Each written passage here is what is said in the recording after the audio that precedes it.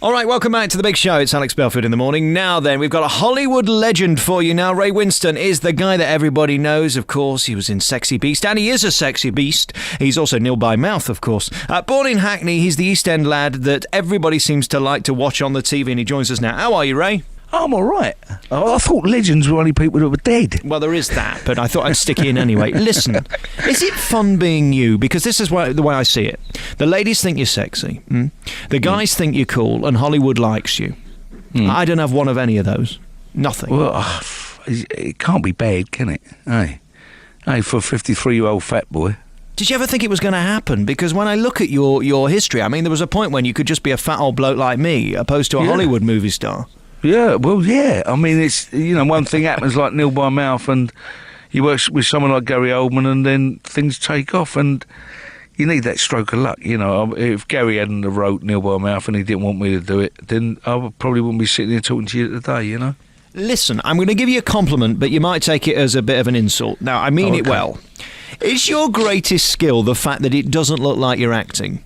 I'd like to think so. That's what I try to do. It annoys people sometimes, I think, within your profession, that they think that you're not acting, and hopefully I don't want to show that I'm acting. I want to play the part and make it look as real as I can.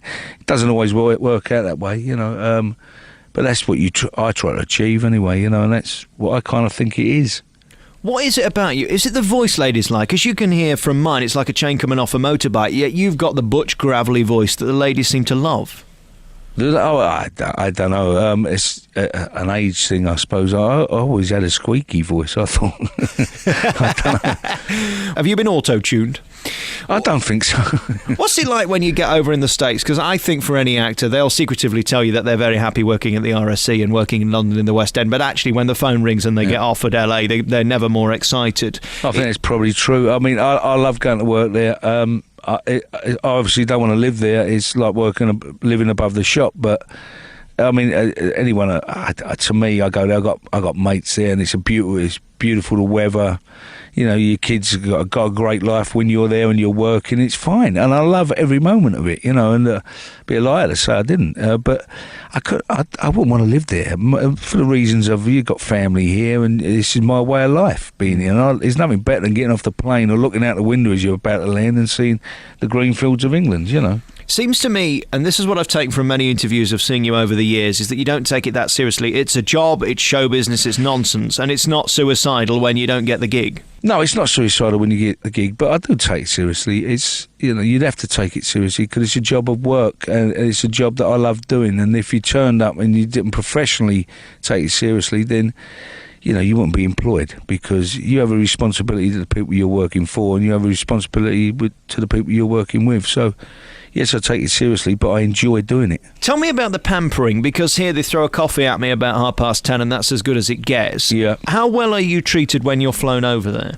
You're treated very well. You're flown first class, and when you get there, you're put in a beautiful hotel, and you're looked after.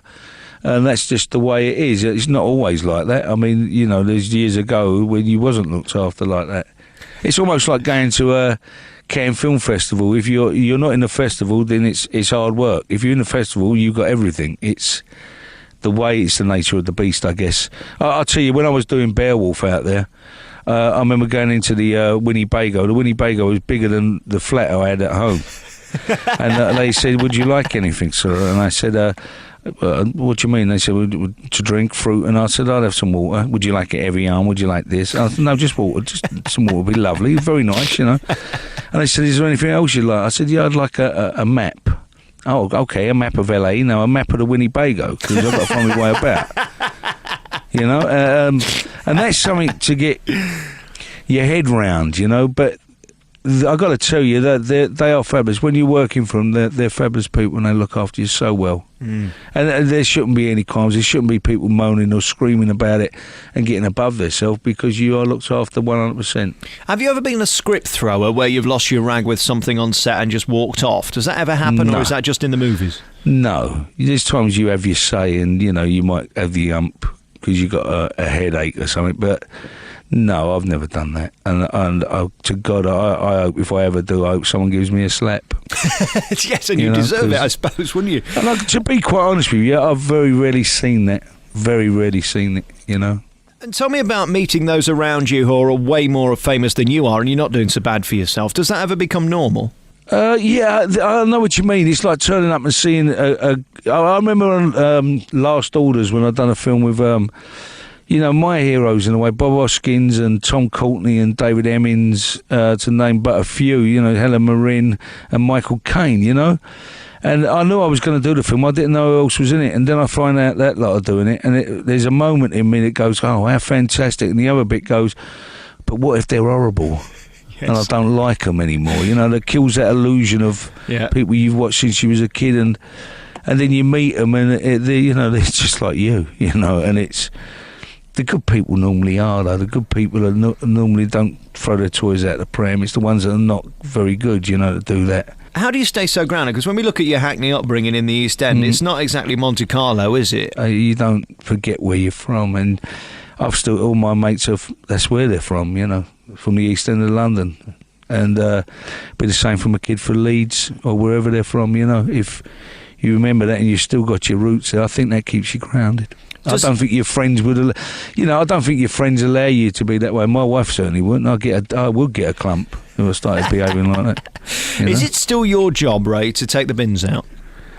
No, it's not. Brilliant. Let me make a note. No, it ain't. It ain't my. I don't. I'm not there enough. Is that the key to a good relationship and marriage? Then be there enough to get on, but not enough to fall out. Yeah, and listen, when you fall out over nothing anyway, don't you? All soppy rows are over nothing, really.